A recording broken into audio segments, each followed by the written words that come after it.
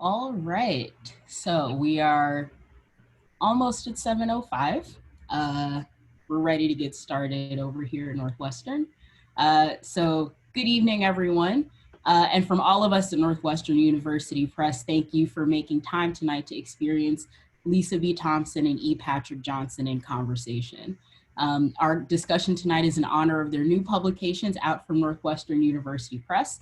So from Lisa Thompson, we have Underground, Monroe, and the Mamalogues, 3 plays. And from E. Patrick Johnson, we have Sweet Tea, a play.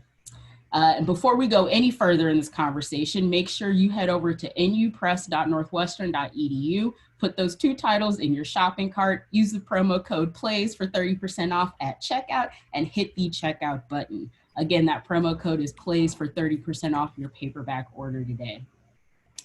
My name is Liz Murice Alexander, and I'm the 2019 Mellon Fellow at Northwestern University Press and your moderator for tonight's event. I know this is a weird moment in the world, and it feels at times like we live our entire lives in front of a computer now. But even as we meet on Zoom, events like this remind us of the importance and the pleasures of intimately connecting with other humans in the many ways that we still can, even from social distance. I'd like to shine a spotlight of thanks on everyone at Northwestern University Press who has made tonight's event possible, from the acquiring editors who brought these plays through the door, to the folks in editorial design and production who brought the plays into hard copy, to the sales and marketing coordinators who put these plays into your hands and created the Zoom space for us tonight. I'd like to give a special shout out to Olivia Aguilar for coordinating this virtual event, and to our recently retired colleague, Marianne Jankowski, for designing the beautiful covers you can see in the background of our 2 guests. And because she simply hasn't gotten enough shine yet, I would like to give a very special shout out and congratulations to Parnisha Jones, the award-winning poet and industry-defining poetry editor, and now history-making director of Northwestern University Press. So yes, shout out for Parnisha. Now to our esteemed and honored guests. Lisa V. Thompson is an award-winning playwright and professor. She is the author of Underground, Monroe, and the Mamalogues, Single Black Female, and Beyond the Black Lady, Sexuality and the New African American Middle Class. Her work has been produced at theaters across the nation and internationally, at venues such as the Crossroads Theater Company, New Professional Theater, Brava Theater Center, Theater Rhinoceros, the Vortex, Austin Playhouse, the Ground Floor Theater, and the National Black Theater Festival. Thompson is a professor of African and African diaspora studies, as well as affiliate faculty in theater and dance, English, and women and gender studies at the University of Texas at Austin. E. Patrick Johnson is the Dean of the School of Communication and Annenberg University Professor of Performance Studies and African American Studies at Northwestern University. He is the author of, among many texts, Sweet Tea, a Play, Sweet Tea, Black Gay Men of the South, and Oral History, Black, Queer, Southern Women, and Oral History, and the co-editor of Solo Black Woman, Scripts, Interviews, and Essays, also out by Northwestern University Press. His stage reading, Pourin' Tea, has toured to over 100 college campuses in the past 14 years. The full-length play it inspired, Sweet Tea, premiered in Chicago and toured to Austin, Texas, Washington, D.C., New York, Los Angeles, Providence, Rhode Island, Durham, North Carolina, and the National Black Theater Festival. Very well performed guest today. He is a 2020 inductee into the American Academy of Arts and Sciences and a member of the Chicago LGBT Hall of Fame. Of course, you didn't show up tonight to hear me talk. I will now turn your computer screens over to our guests and return at the end to field questions from the audience. Please drop questions in the Q&A chat during the event. We have folks behind the scenes moderating questions, and we're going to try and get through as many as we can in the next 60 minutes. Lisa, E. Patrick, when you begin, if you could hold up your books or point to the covers behind you so we can see the beautiful work Marianne put in, and maybe take a minute or 2 to describe your books. I know you've already planned to have an organic and free-flowing conversation tonight, but as moderator, I would like to set the tone using my power with one question. I'm an academic and I work in publishing, but my first love is performance and dance. I've been dancing about as long as I've been walking, longer than I've been reading and writing. And there is simply nothing as humbling and transformative as self-expression through the body, laid bare on a stage for the world to see. This is a weird time on this little space rock we call planet Earth. I don't have to run through the full list of global crises tonight. Rather than dwell in that weirdness, I'd like us to start out by imagining how we might write, act, and work our ways out of the weirdness. As theater practitioners, how are you and your communities finding comfort, refuge, and revolution in performance in this moment? So whichever one of you would like to start off our conversation.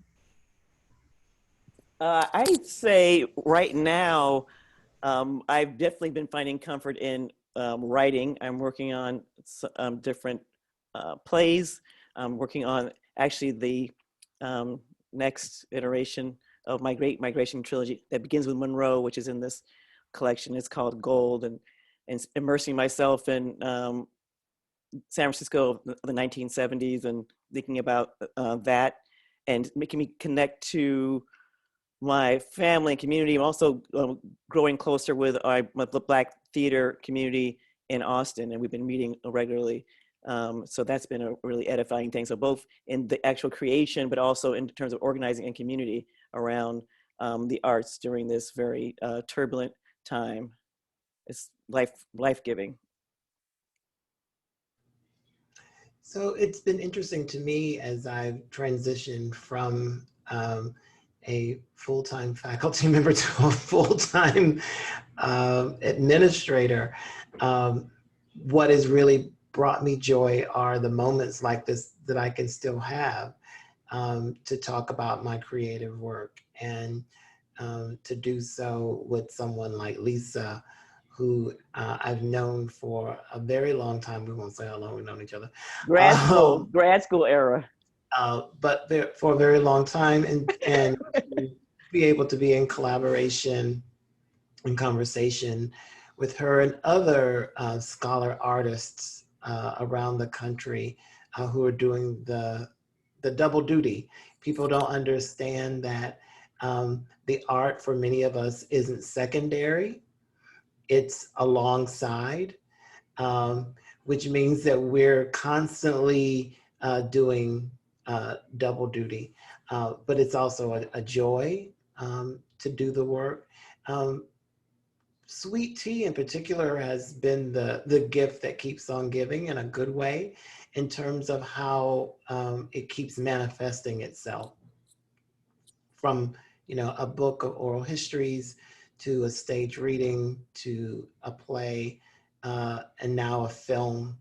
And so being able to engage different genres has been really rewarding for me. And in this moment, actually shifting through all of those genres, I still do stage readings in the form of pouring tea. The film is now out touring, and now I get to talk about the play script. So it's been a refuge for me, particularly now during COVID and during the ongoing anti-Black violence that we continue to experience. So the art for me has been a refuge. Amen. So sort of building on that idea, I'm really interested in this quote that E. Patrick wrote in the the foreword to Thompson's book, to Lisa Thompson's book, that her play collection compels us to engage the whole person as human, such that we ourselves can become more human in each other's eyes, right? I feel like that really connects to this idea of refuge and new creation as a form of refuge, community as refuge. So how do your plays, how does your performance work compel you to engage the fullness of humanity? And how was your understanding of your own humanity shaped in the process of crafting these works? Whether that means like sort of the long view of history that you're taking in the work, or taking this work through multiple genre iterations. How has your humanity been shaped? Do you want to go? Oh, you go ahead. I started last time.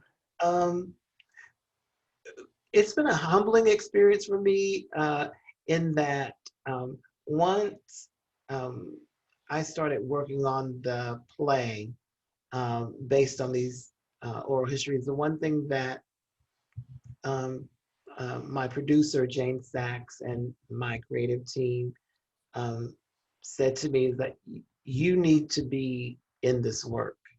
And what they meant by that is I needed to become a character in the play. And I resisted that because my impulse for the oral history was to create a platform to uplift the voices of others. Um, but they all said to my creative team said to me, what's interesting about this work is the way you navigated collecting these oral histories and your relationships, the relationships that you built with these men. So I begrudgingly sort of created an EPJ character for the play.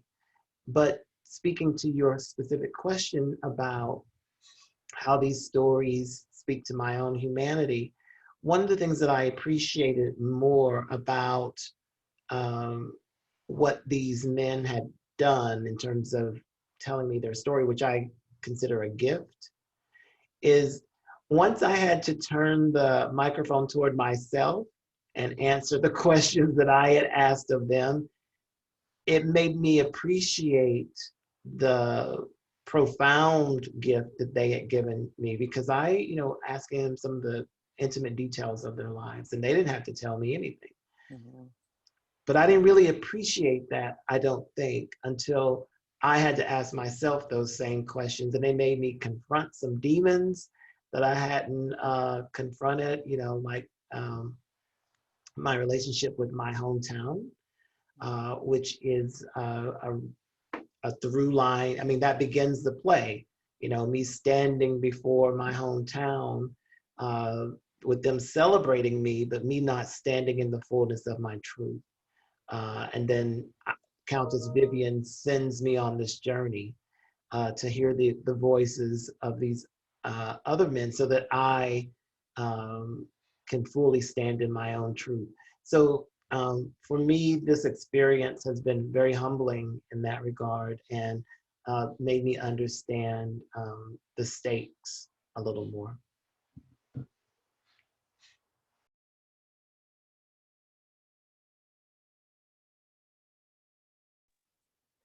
The process of crafting worlds was something I started doing when I was a child, staying inside during a rainy day with my brother. And the thought that you can take those stories and put them on a stage and share them with the rest of the world was something that I think made me really have a better sense of my humanity and the importance of stories of I may dedicate in the book to little Black girls with stories to tell, right? Because that's what I started as. And so for me, that's the most important part of the process of becoming an artist. You are born an artist, and then the world tries to rip it away from you. I ask my students often to think about what grade was it? How old were you when they stopped having art? And you stopped coloring and drawing, because everyone's an artist.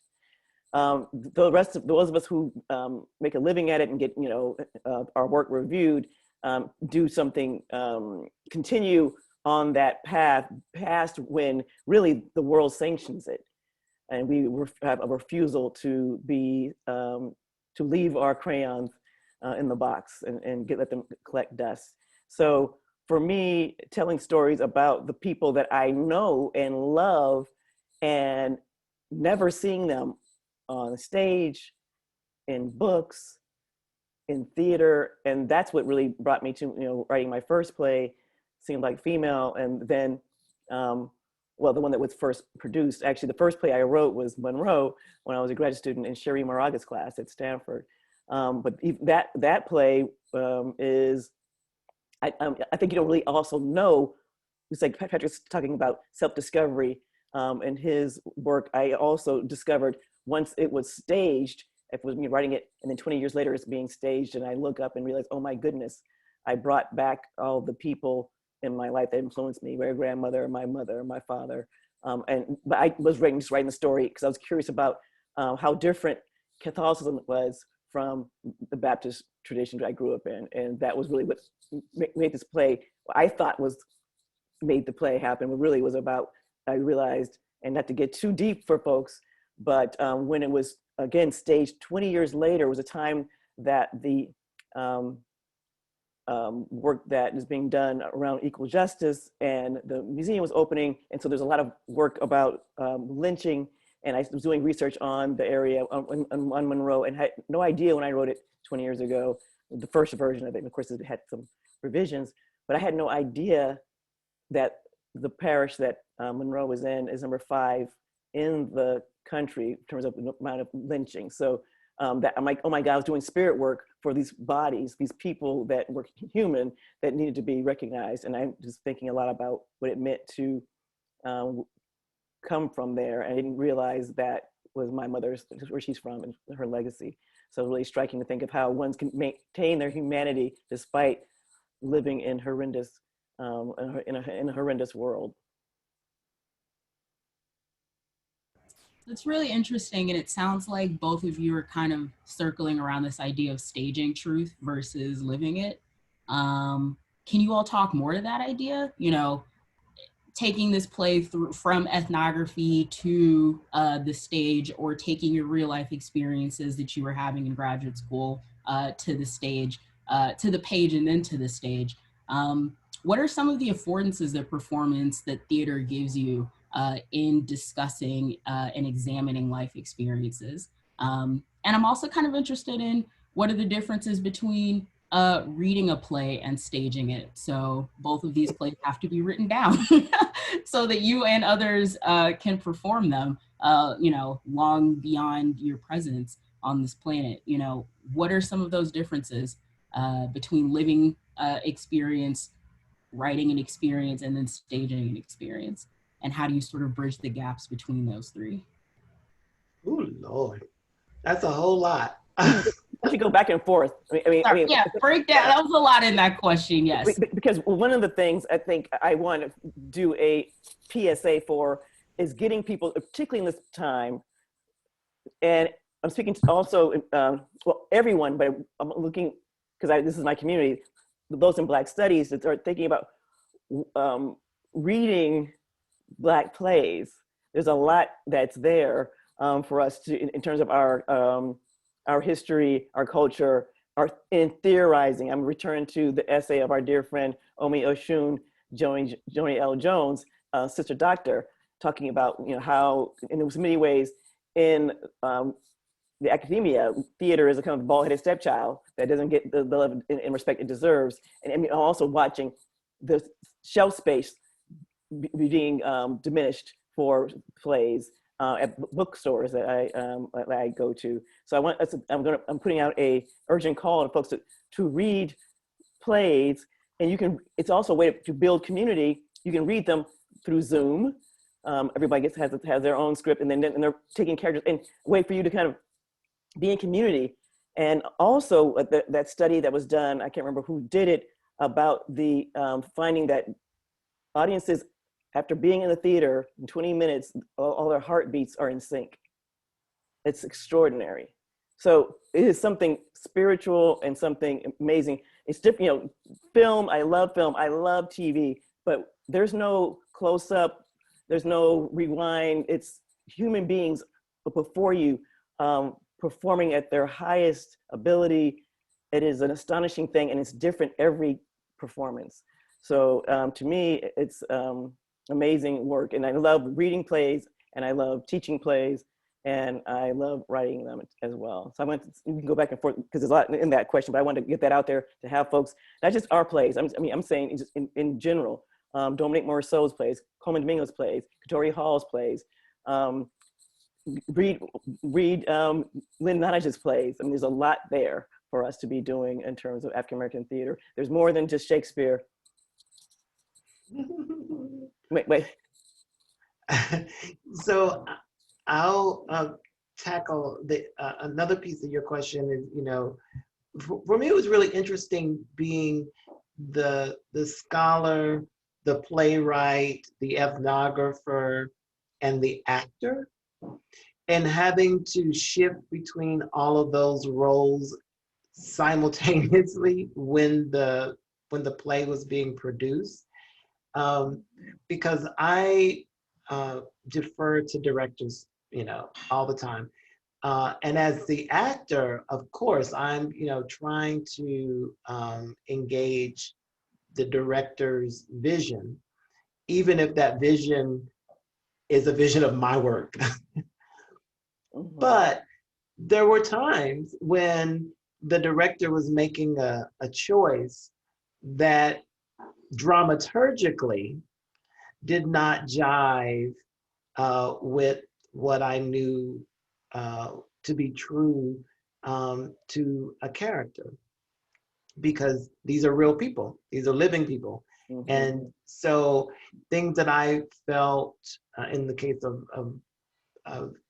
some of the directors, some of the choices they were making about what they had these characters doing, I felt undermined the person about whom the character was based.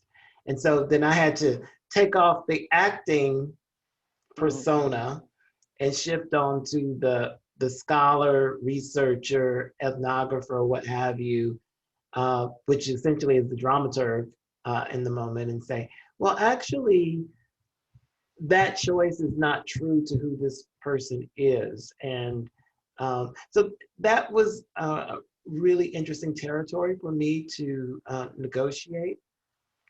On the other hand, the table reads were really interesting to me too, hearing the words out loud for the first time with a team.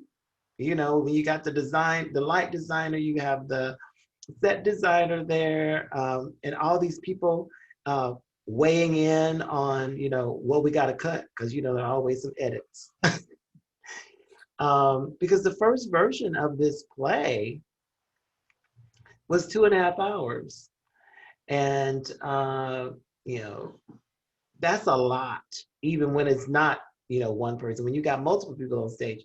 But for one actor to sustain that, we did have an intermission, but that's a lot. And, that was whittled down from like what was going to be a 3-hour play. But then, what we ultimately, and Lisa can attest to this as well, as a writer, you need to see something on its feet to know what works and what doesn't work.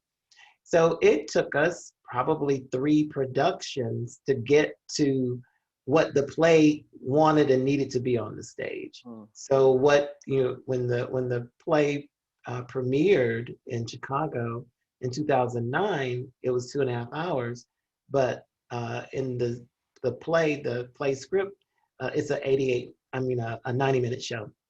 So, but we had to go through all of those different iterations to figure out what the kernel of the play was, and what it wanted to do in the world.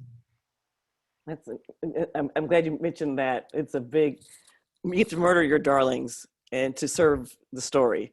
So I have a little graveyard when I'm writing and put them in. I'm like, I'm gonna come back for you, I promise. I don't go back, but I don't tell them that.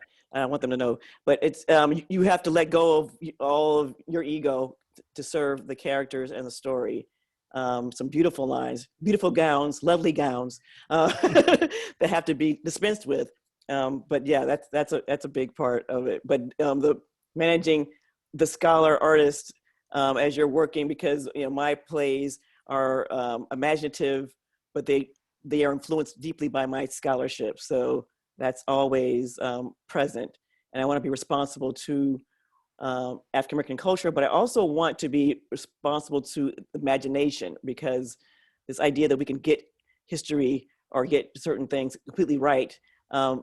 Your family is raised in the same house, same parents, the same time, and you start talking about different events that happen, and everybody has a different view of what happened. And I'm interested in those slippages and those challenging moments and those different interpretations of what it means to be alive and what it means to be Black. And I love being a Black writer. Black feminist writer, I would say. Yeah, it's lovely. And in writing between as a scholar and as an artist, I'm trying to now in this next book bring all those in one text. So we'll see if that works. Okay, shout outs right real quick though to E. Patrick Johnson, who told me to gather my buds, to gather these plays and send them out for making to a collection. So I wanted to give him some love for saying and for taking time to write in his very, very busy schedule to write the preface, and also to Joan Morgan taking time out to do an interview with me. So and the cover was gifted by the Deborah Roberts. If you don't know, you're gonna find out. Who is a brilliant artist who has a show opening soon, her solo show here in Austin. But her work has been collected by all of the one names, Oprah, Shonda, Ava, and we'll just say Lisa. But I wanted to thank her for gifting the image because it really captured, and she saw all the plays to capture that. So I wanted to say that real quick. Thank you. Yeah, the community around the work matters just as much as the work itself. Nothing gets done without the village behind it. So shout out to all of those people. Thank you. Yes. Sort of building on that idea, I'm interested in how you all sort of sustain the scholarly eye in your work. So this is still moving from, real life experience to the page to the stage. You all are both tackling such huge social issues in your plays, but we're looking at the life of one person. We're looking at two people in a room having a conversation. So there's these really small interpersonal moments that have so much weight to them. How do you all sustain that on the page? How do you all sustain that on the stage? Making sure that you're bringing this critical eye, making sure you can step out of the actor into the scholar dramaturg role without sort of shortchanging one or the other. Because you're tackling such huge issues in these plays, thinking about gender identity, thinking about, anti-Black violence. But it's two people having a conversation. How do you bridge that gap? Ooh, when I talked to Patrick or our mutual friend, Dwight, we're not saying, we're having a conversation as two African Americans during COVID and a racial uprising right now. Let's talk about how this is, we're talking about the intimate things of day-to-day life, and in that intimate stuff is the big, and it works both ways, right? So we're talking about the day-to-day challenges of where we're trying to find the food we want right now. And also switching to, for me, talking about, how deal with a child that now has to go to school online. So I think it's always, and in those funny moments, that's where you get really the depth. Things that you think are really small, but those little asides, little jokes, those little things that you really get a sense of how your folks are holding up in incredible times. And then you reach back and think about your grandparents and parents and those that you never knew, but somebody, I tell my students all the time that somebody in your family survived the Middle Passage, so you can finish the paper, that it's in your DNA, right? All that beautiful strength. So I think that's what it is. It's the, some people were joking and laughing and through all we've been through, and we've been joking and laughing and texting each other through this. And I think that's what it is. I don't know. What do you think, Patrick?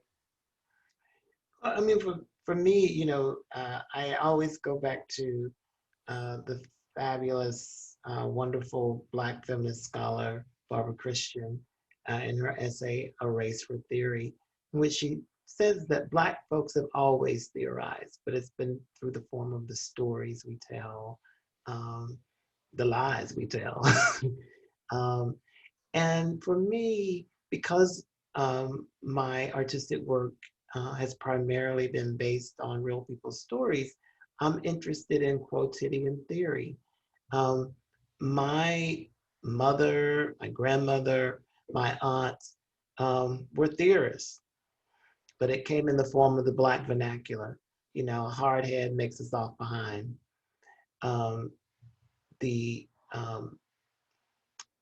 proverbs, the mother wit, all of that speak to the Black condition.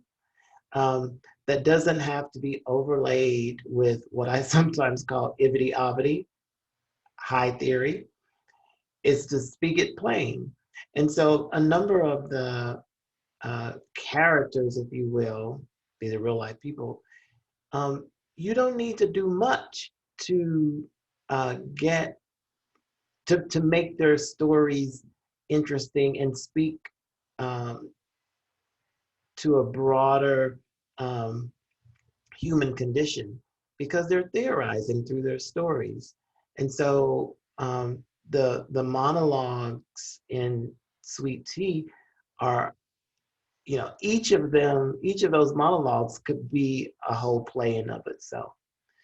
Collectively, they take us through a series of themes, topics that speak not just to the Black, gay, male, Southern condition, but to the Black condition, because some of those themes are, I don't want to say universal, but they cut across the lives of Black folks, you know,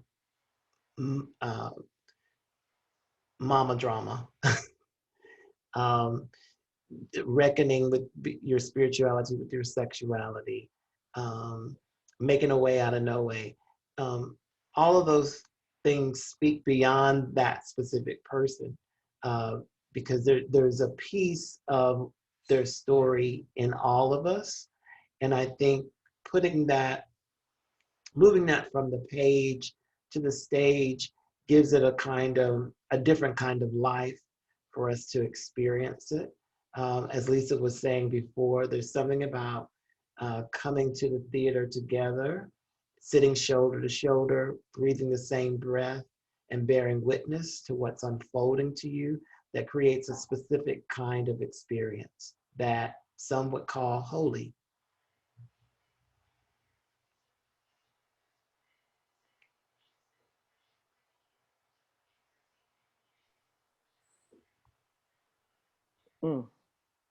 I miss it. You miss it, Patrick? I miss it. I don't know what's gonna happen, but I'm enjoying some of the brilliant work people are doing online, both new work and old, and doing readings. And shout out to the directors, finding ways to make, Yes. it's just been astonishing. I really enjoyed being part of one of them, the Road Theaters Festival, but I also loved watching 48 Hours in Harlem. Woo, they did that. It's just been wonderful. So we're not gonna, theater folks are hard-headed, so we're gonna keep on doing it. And I'm hoping we can think about what it means to do it outside. I'm thinking about doing some stuff in my own backyard. I realized in my deck, I was sweeping one day, you know, in March, you know, and looked out and like, oh my goodness, I have a stage.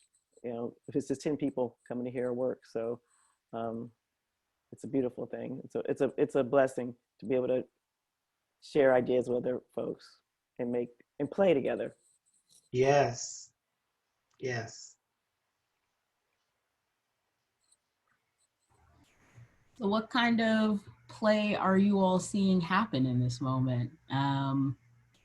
Either within, you know, work that you're creating and bringing to the stage, or other theater practitioners. How are folks using play? How are folks finding play, socially distanced play, to respond to this moment in the world? Wow.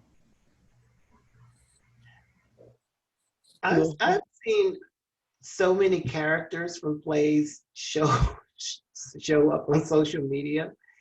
I saw Bo Willie Brown from For Colored Girls in a parody the other day. I mean, TikTok is one place where I'm definitely seeing some of these. And I didn't know nothing about TikTok, but I know all about it now.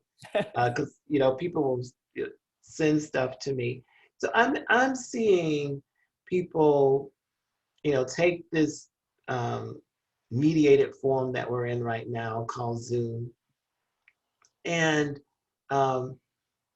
try to at least keep theater alive the best way they can through stage readings, for instance, which actually Zoom stage readings is just a different version of readers theater, which we've had for a very long time, and was actually uh, theorized about and created here at Northwestern. I've been seeing a lot, as I said, folks taking characters from plays and doing parodies of them. And then, moving beyond theater, I've seen so much music being presented. I just watched the Gladys Knight versus Patti LaBelle versus Auntie Fest. Yeah. And I have to say, I must omit, as the Clump character would say, I must omit, not admit, but omit. Mm-hmm. That Miss Gladys was in it to win it. She brought it. Yes. So those kinds of things I'm seeing happening. But you know what? I have to say, having grown up, in abject poverty where we didn't have a lot of stuff, we always made a way out of no way. So even though we never had, like real stages, we were always putting on plays and doing stuff in the house, outside, at the community center. That was my first exposure to Black art, was in, my community. And we didn't have, very fancy venues, but we had the will and we had the creativity and we had the pride in our culture to expose young people and adults to our art and celebrate it. So I think that though that part of our culture that's always been there has just been transformed in this moment to this medium in the way that we've always done. I don't know if you feel the same way, Lisa, but. Well, I'm going to take a different slant, is how people are going crazy and binge watching so much, streaming so much. And I'm like, secret, the reason why TV is so good is because it's a bunch of playwrights who are writing television now. And so that's a huge thing that I'm seeing. The playwrights are also want to get that better coin than they can get in the theater. And so that's a shout out to them doing that. But I definitely feel like the amazing work like Katori Hall, P-Valley, I love it. I live for that show, which is on Stars. Dominique Morceau used to be with television. You have folks who have been making stories that are complex and engaging for us to watch. So I wanted to say that. And I'm also, like I said, I've been really a lot of joy watching folks thinking of ways to direct imaginatively and having multiple, not instead of doing just a one-person show, but multiple characters. And it's been really just astonishing. And actually my biggest cast ever, my new play Dinner, was part of the Road Theater Festival of New Plays, summer festival. And it's 7 characters. And the director, J. Angela Wilder, was able to set it up in a way that you felt everybody engaging with each other, even though they were all in different parts of the country, 3 different time zones. It was amazing. So I love that. Awesome. Before we turn it over to Q&A, so we have about 20 or so minutes left. I wanted to know if, actually, no. Oh, wait. Somebody. Oh, so go ahead. Sorry, go ahead. No, I think we were about to say the same thing. When we were in preparation, Lisa let us know that she has a very burning question for you. Oh, yes. Or we turn it over to turn it over. That's what, yeah. And I'm also seeing we have a question from a mutual friend of ours. So that's on the Q&A. But I wanted to ask, as I'm writing about artist, scholar artist, if someone said to you, okay, no more grits the rest of your life, you got to pick one, E. Patrick Johnson, no more grits, no more, nothing yummy, no more sweet potato pie, no more greens, unless you pick one, what one would you pick? Ooh, that's a nasty question, huh? That is nasty. I mean, I would never give up collard greens. Ever. Yeah. Grits I can live without, Mm. but not my collard greens. I can eat collard greens every day. Oh my God. You don't Ooh, like collard greens? I love them. Oh. Yeah. Yeah. I like the baby collard greens that are pre-frost, and I like the hard adult collard greens that are post-frost. Oh, now you're getting all fancy on me now. Everybody knows he's an amazing, I wouldn't say cook, he's a chef. But I say cook only because cook makes me feel like my mama. That's why I feel yeah, I'm a cook. I'm not a chef. I'm a cook. I stand at your table, put it and click pots. I love it. I love being at your table. So I wanted to mention that. Wonderful. I also love greens. Hopefully there's some waiting after we get off all the nourishment. So before we turn it over to the Q&A, I'm hoping to open and close this session with a monologue from each of our esteemed guests. So we have a couple of questions in the chat. Would either of you be willing to start us off? Transitioning into Q&A with a couple of words to leave the audience with. Oh. Can rock, paper, scissors. Are you ready? Are you ready? Ooh, okay.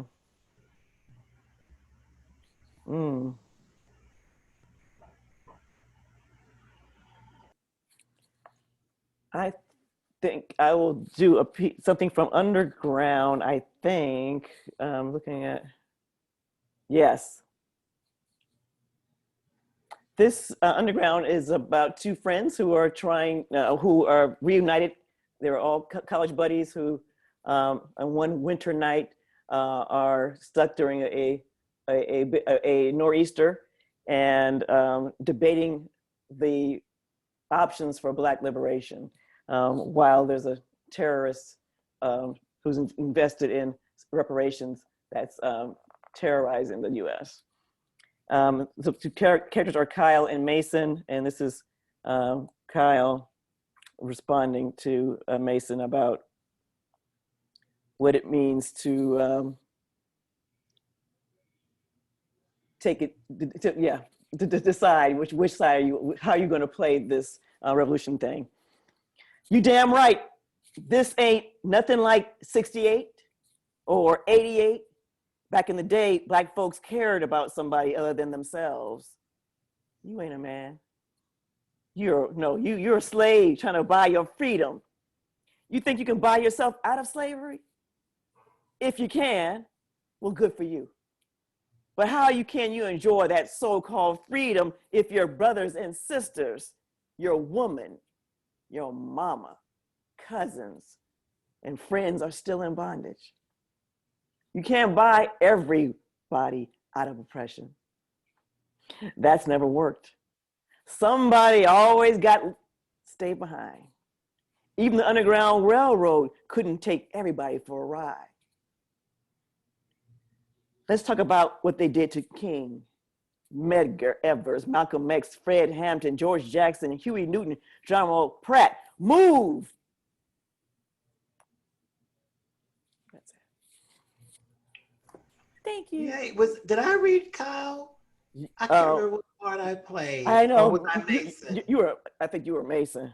Okay. Because you typecasting. Yes. You'll booze yourself. Mason had that nice kitchen too.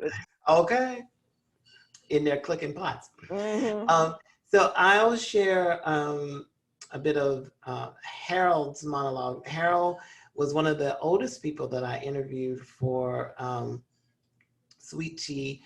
And he and his partner, whose name was also Harold, were together for over 50 years. And they got married when it became legal after they to celebrate their 49th, I think, anniversary. Wow. And both of them passed away within a year with each other. Harold Herman passed away in December of 2016, and Harold Mays passed away in December of 2017. So this is an excerpt from Harold's story about how they met, but it also takes a turn about racial profiling. We met in Providence, Rhode Island, where I lived, and it was the summer of 1965. A mutual friend of ours was coming to visit, and he said, "Can I bring a friend? I think you'll like him."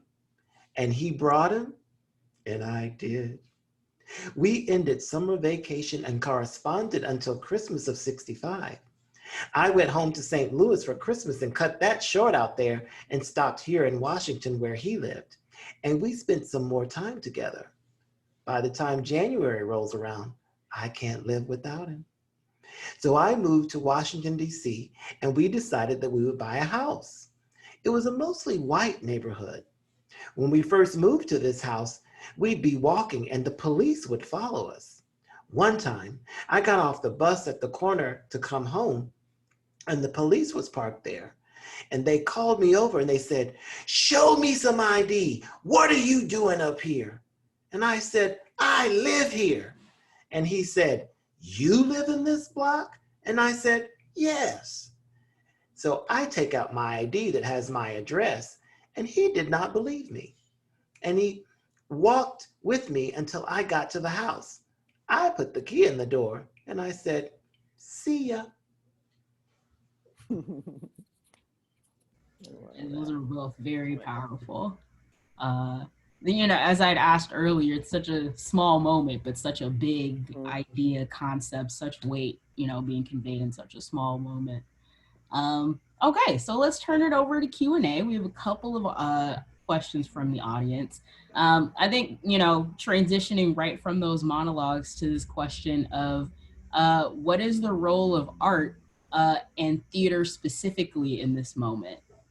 And given the ways that we literally cannot experience theater in the embodied ways that we're accustomed to doing so in the community, how are you and other artists innovating with regard to the role of theater and performance in the virtual Zoom age? So I know we touched on that a little bit, but it seems like this question is asking more broadly, what is the presence, what is the use value of art in this moment? When we're fighting the dual pandemics of COVID and white supremacy, I wanted to get that language from the question.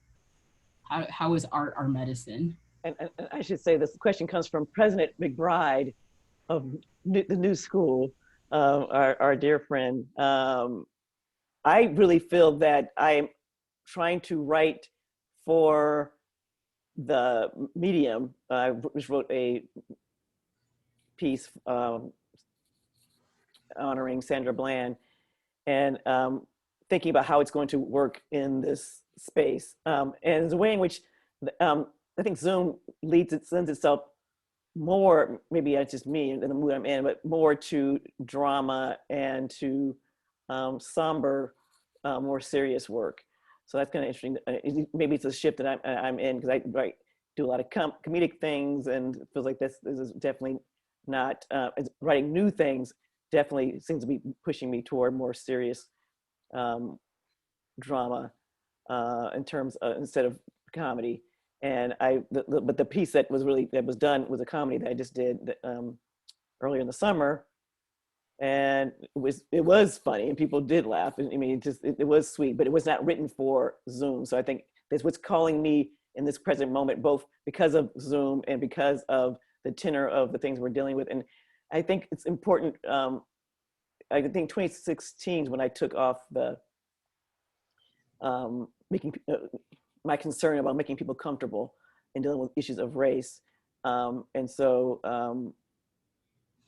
doing it with more a certain kind of in-your-face force was more important to me. So, but I'm thinking actually about other genres as well. So I'm thinking about, I did my first short screenplay, and I'm working on another one now, because I feel that desire is an interesting thing about Patrick, going from scholarship to theater to the now film, and I have not seen it yet, so I'm sad about that. So, but I definitely think that's it's making theater get serious, and I think that I want to just one thing say that the politics of Black theater, Black theater artists who are the ones that have the most power, the ones that are Broadway artists, the Pulitzer Prize winners are making a very loud and clear stance about what needs to change in theater overall. And I think that I appreciate that, and I think that should not trickle down, should be throughout all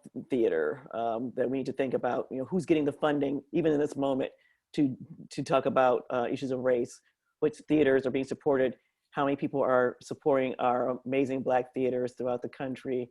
I fly up to Minnesota to go to Penumbra. I go out to Crossroads in New Jersey. It's important for us to, and I also go to San Francisco to the Lorraine Hansberry. And my friend Margot Hall is the first Black woman to just was appointed artistic director of the Lorraine Hansberry in San Francisco. So I think it's important for us in this moment to think about those of us who have means to send those means to Black theaters to support them. So we're not only going after predominantly white theaters to get them to have more representative seasons and more response to the communities in which they are embedded. I can't overemphasize the importance of theater in this particular moment. And what Zoom allows, actually, I mean, it's not ideal, and we kind of, Lisa and I both have talked about how we miss being in the theater together. But what I think Zoom and these other virtual platforms allow is the theater to reach more people that can't afford to go, but who need to hear it. And so getting access to the work, which I think is in the long run will actually help some of the artists who, have a hard time just getting their foot in the door of being produced. Mm-hmm. What the virtual will allow is letting those voices rise up and actually reach wider audiences. And in some ways, the kind of edgy work or the critical work that's sort of hard hitting that some theaters are afraid to do can be done in this space, and again, reach broader audiences. And I think one of the things that Elizabeth Alexander, both the one with us, but also who is running Mellon, the important work that she is doing at that foundation is supporting artists in this moment to keep creating, because so many artists who depend on theaters to hire them, to act, to be technical directors, to be directors and so on and so forth, their livelihood has just totally been upended. Mm-hmm. And so Mellon, Ford, Doris Duke Foundation, all of these foundations that are joining together to help keep the lifeblood of these artists going is so vitally important. And it's vitally important that those artists who wouldn't necessarily get invited to be at, I'll use some Chicago examples, Goodman, Steppenwolf, sort of regional Tonys theaters, can now use this virtual space to get their work out and to reach more folks. And some of the things that people are able to do in this space, they wouldn't necessarily be able to do in a brick and mortar theater. So I think that's, twofold: the edgier work, the critical work, you can have more access to it, and the dissemination of the work is also being provided for through this medium. Absolutely. And then thinking about another sort of, well, I guess pretty traditional, somewhat non-traditional space for theater, the classroom. Our second question sort of asks you all to think about your role as scholars and artists. What's your experience been with melding your artistry of performance into the classroom space or other, quote, academic spaces that might not be as welcoming to theater performance, like American Studies Association conference, for example, academic conferences? What's it like performing at those places? And how has this shifted your relationship to the classroom, to students, to other academics in your respective fields? Ooh, I love that question. That's one of my students. Hi, Kyrie. And I would love to find out how they feel about how it worked in our graduate seminar. I always, well, let's start with me as a student. I was the student as an undergraduate and as a graduate student who insisted on, looking back now, I'm like shocked I did this. So my senior seminar at UCLA, I had a class with Richard Yarborough, and he was a Black women writers course, and he was taught Corregidora, and that's the book I was going to present on. And I decided, of course, I'm making this into a play. You know, it makes sense to me. So I, and then of course with Sharon Holland, did a Linden Hills, and did a whole performance around that. And so I make my undergraduate and graduate courses spaces for my students that they want to do a creative response to the theoretical things that they're trying to work through. They're allowed to do that instead of them having to. I did, force the hand of my professors.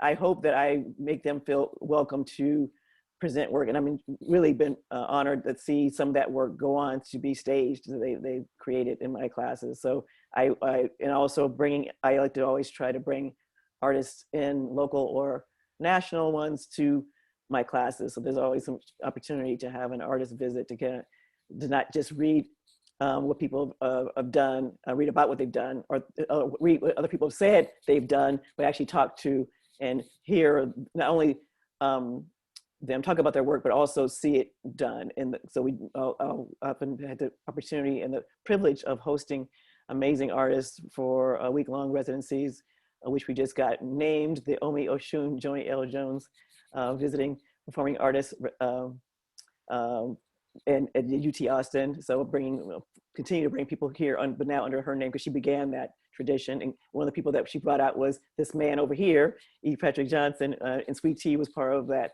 whole opportunity. So it's really something that gives artists an opportunity to do their work and gives students a chance to see behind the curtain, literally, for theater. And it gives faculty members an opportunity to have artists talk about the work in a way that's accessible to students. And I just think it's a wonderful thing. So I hope it's successful. I should check in with my students more about how much they like it. I'm having a ball bringing people in and making sure that they also have tickets. If I have a show, I'll get tickets for the whole class and they'll go see it. So it's great for me. Yeah, I just echo what Lisa had said in that, well, I actually was trained in performance studies, which that's all we do is create work in the classroom. So adapting literature for the stage, as Lisa mentioned, also teaching dramatic literature.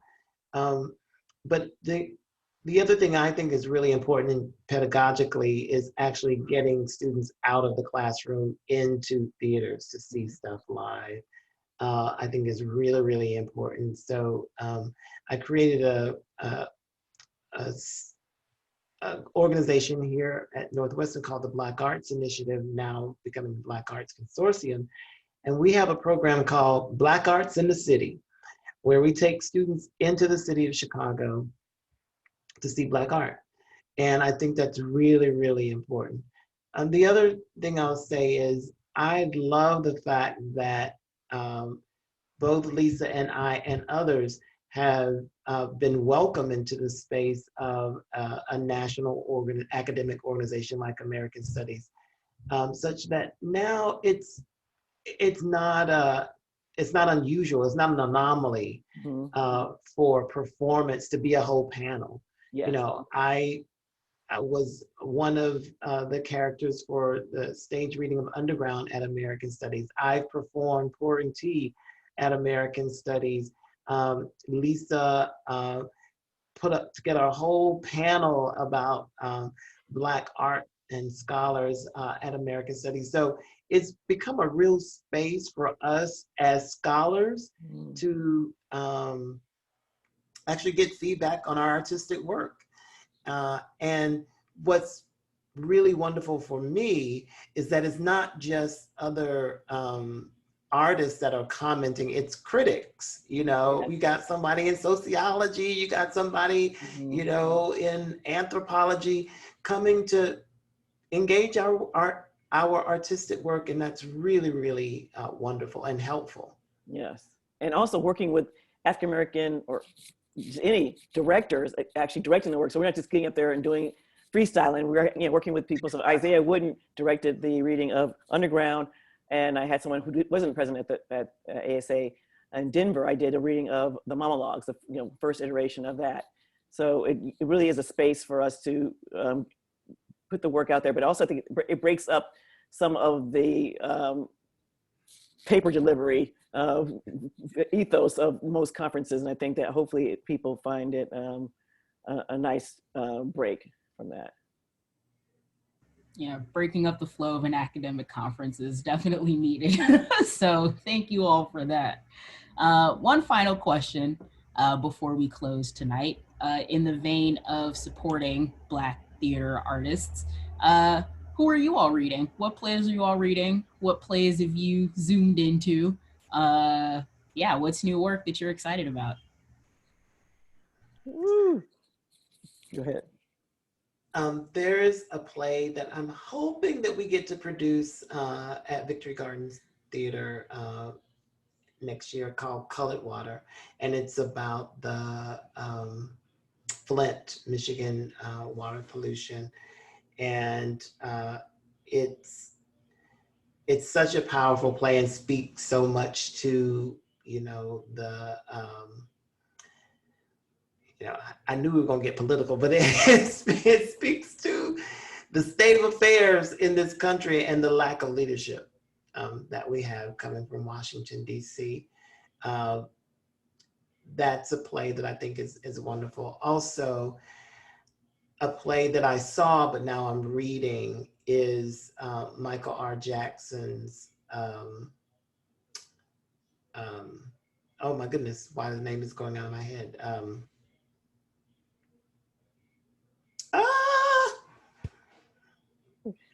The title just totally left me.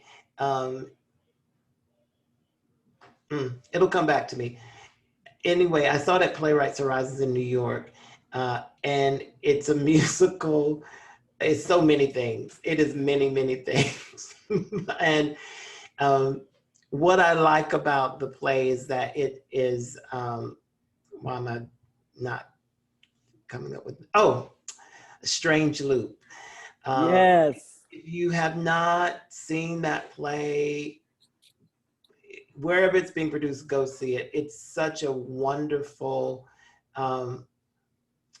send up of so many things, Black musicals, Black culture.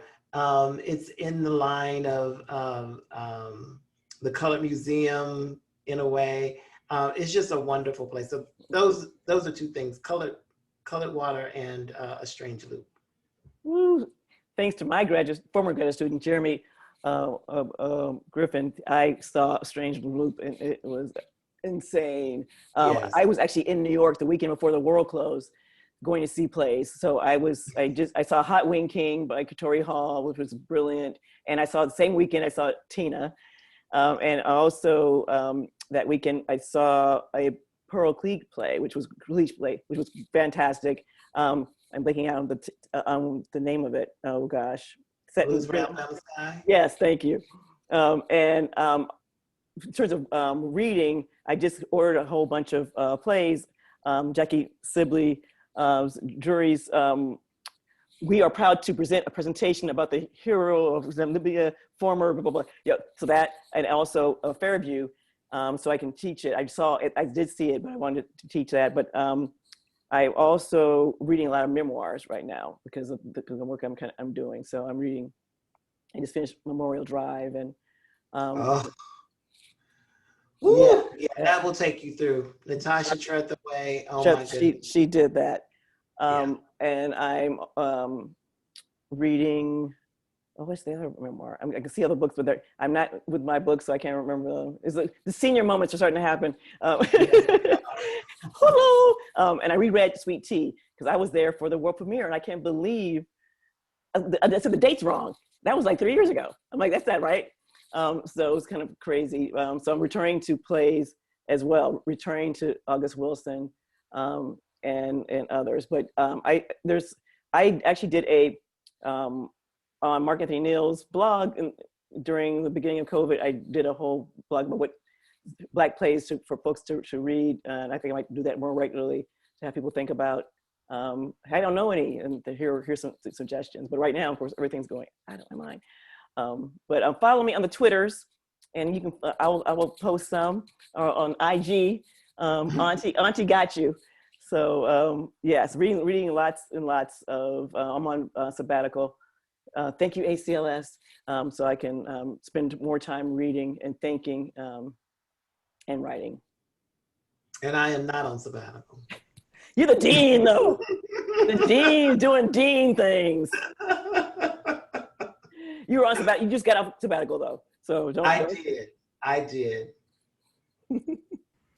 Okay, so I thought that was our last question, but then our highly esteemed Director Jones just snuck one in at the end here. So I'm just gonna read her question in full.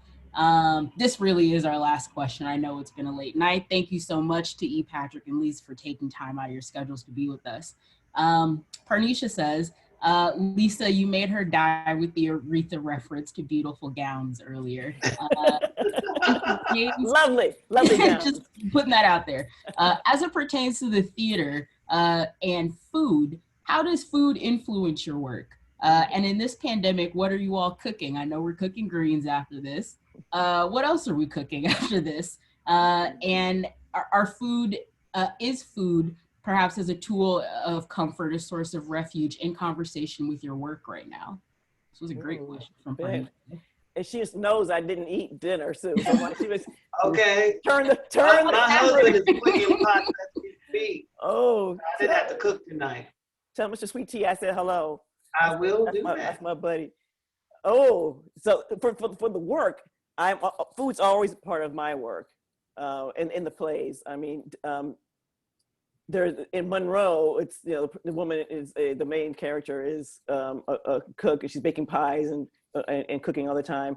And my new play Dinner, it's about dinner, literally, someone making West African cuisine. And in Underground, even there's a moment when they're dealing with food, and directors hate that. They hate it. I mean, money. Money. It's drama. It's also yeah. So I feel, but it's a part of African American culture to me, and part of and I always, if I have a reading of a new work at my house, invite people over, I always feed them.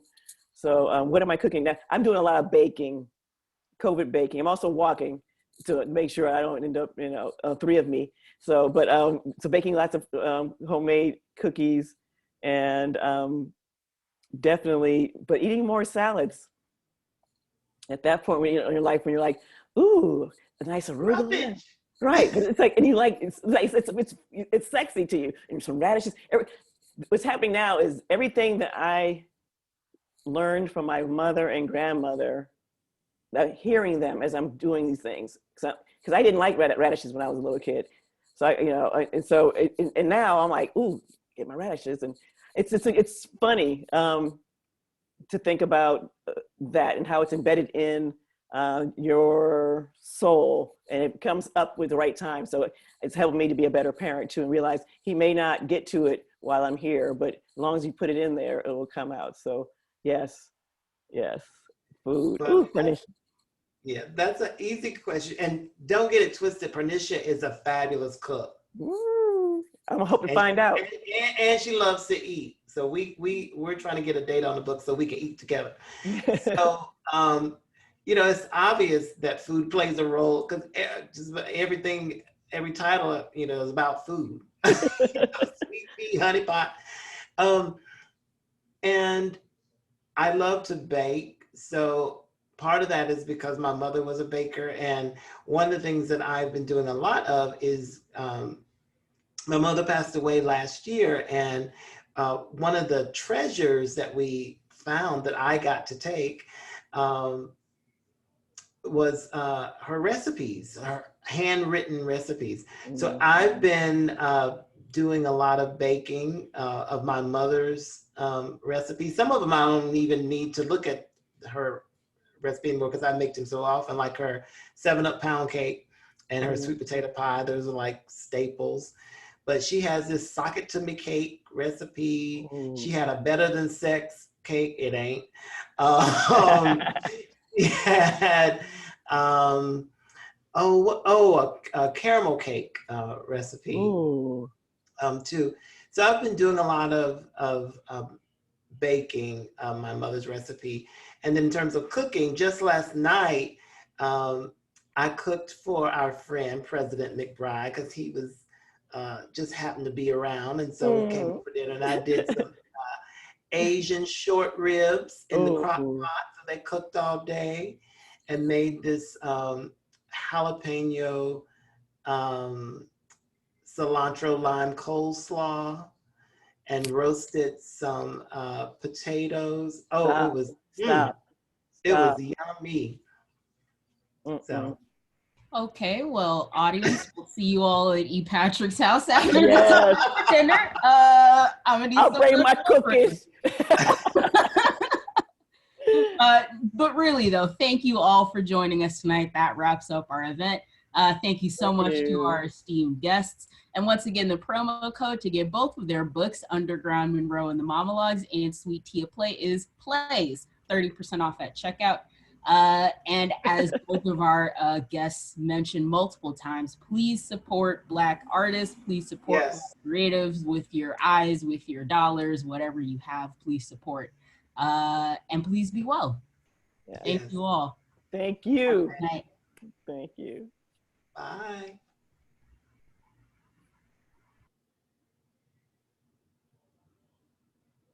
How do I get out of here?